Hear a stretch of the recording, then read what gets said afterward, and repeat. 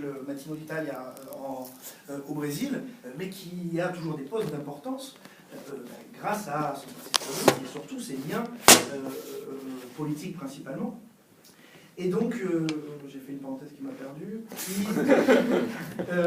Oui, que donc, au-delà de ces postures, donc, oui, d'engagement politique dans le monde journalistique, il y a aussi une partie de la profession, quelle que soit leur vision, perception du régime et de leur mission, entre guillemets, il y a quand même au premier plan une amélioration matérielle, même si, oui, une amélioration matérielle. De plus, Chidenka essaie de lutter contre le chômage, donc il y a le chômage des journalistes, il y a voilà, une avancée matérielle qui explique aussi cette relative, oui, cette acceptation d'une mission, ou en tout cas d'un métier qui finalement réussit à s'améliorer matériellement.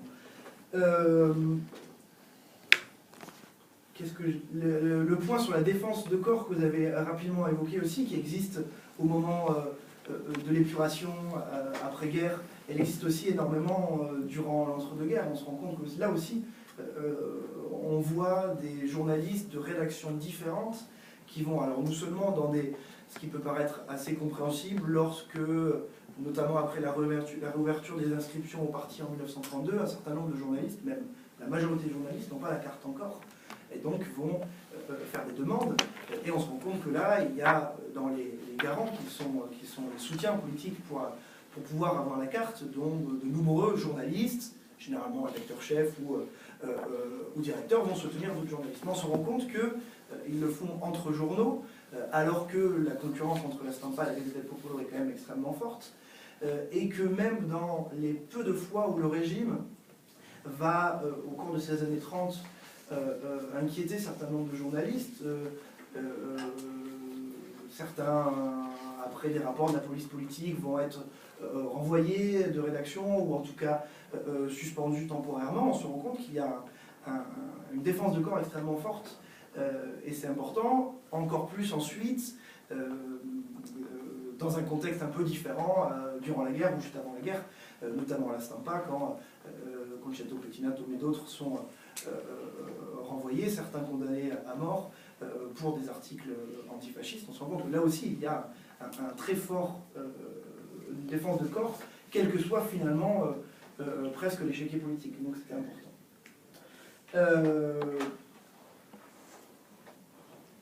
Peut-être finir, ça j'ai dit, sur oui, un dernier aspect, rebondir sur le journalisme qui ne pense pas forcément au lecteur. Vous avez, enfin, ou le journal qui ne pense pas forcément au lecteur, notamment pour les logiques économiques. Mais on se rend compte tout de même, et c'était aussi important de se voir que, encore une fois, les dynamiques ne sont pas si simples et que se superposent, notamment dans ce champ journalistique, des éléments importants, qu'il y a quand même des innovations dans le champ journalistique, dans l'entre-deux-guerres, qui sont importantes, de nouvelles rubriques, même si elles peuvent être dictées par une logique économique de vendre plus de titres.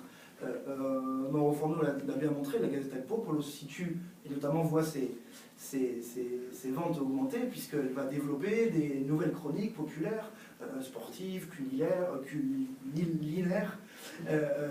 mais aussi des concours, enfin un certain nombre oui, d'innovations qui répondent un petit peu à ce paradoxe qu'on pourrait voir, c'est-à-dire un journalisme qui est de plus en plus, des journaux qui sont de plus en plus uniformes, homogènes, et pourtant des ventes qui sont de plus en plus grandes. La Gazzetta del Popolo, elle triple ses ventes entre 1925 et 1939. Et que malgré un carcan politique, malgré un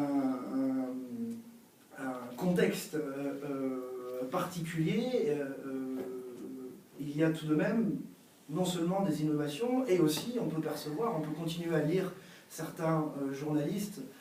J'ai reporté certains articles d'Angelo Appiotti qui me semblaient, notamment dans ses correspondances quand il était en Afrique, ou d'une qualité littéraire certaine, et où réussissait, au-delà de ces impératifs politiques de propagande qui finalement sont même parfois au second plan, derrière d'autres dynamiques.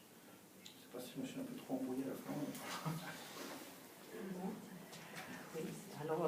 crois que après cette très intéressante discussion, nous pouvons nous permettre une petite pause.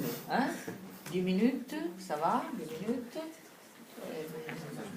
Comme ça, on arrête cette première partie de la discussion. On va reprendre dans 10 minutes avec le professeur.